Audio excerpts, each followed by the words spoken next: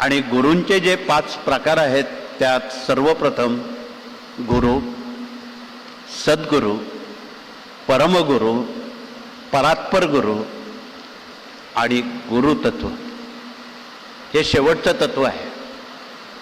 आणि ते तत्व भगवान दत्तात्रेय म्हणजेच स्वामी महाराजांनी या जीवसृष्टीचं ते स्वीकारलेलं आहे. न कळत आपण खूप मोठ्या शक्तीजवळ सेवेनं आपण पोचलेला आहे.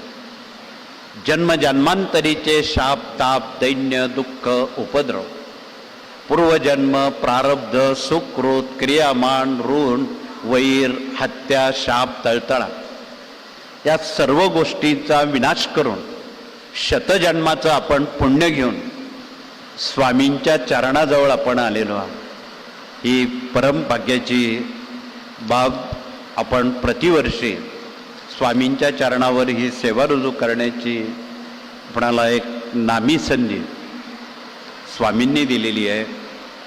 म्हणून मनुष्य खरं तर जन्माला येताना उपजत ज्ञानी नसतो. त्याला खूप ज्ञान संकलित करावं लागतं आणि ज्ञानवाढीसाठी 5 गुरु लागतात. त्यातले पहिले गुरु जन्मदाते आई वडील आहेत. लालन पालन संगोपणापर्यंत आई वडील आपली जिम्मेदारी घेतात.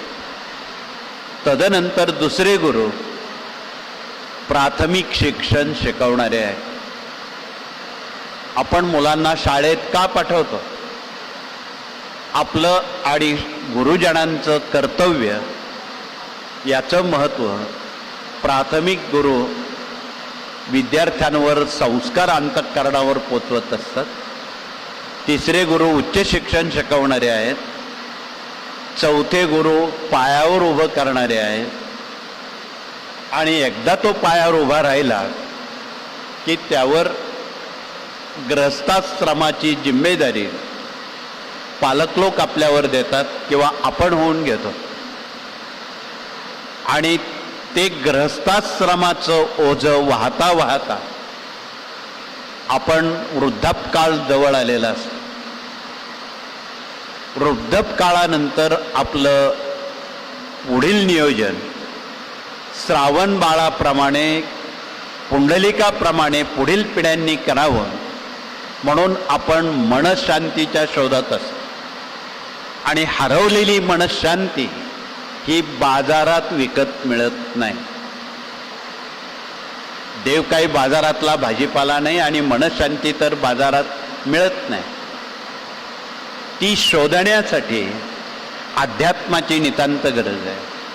म्हणून अध्यात्मातून योग्य मार्गदर्शन करणारे 5वे गुरु आपणाला जर लाभले तर आपण मनशांतीपर्यंत पोचून अध्यात्म हे पुढील पिढ्यांपर्यंत पोचू शकतो.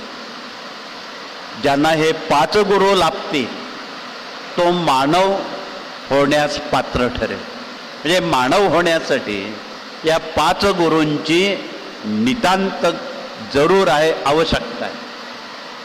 ज्यांना जर हे 5 गुरूंपैकी गुरु मिळाले नाही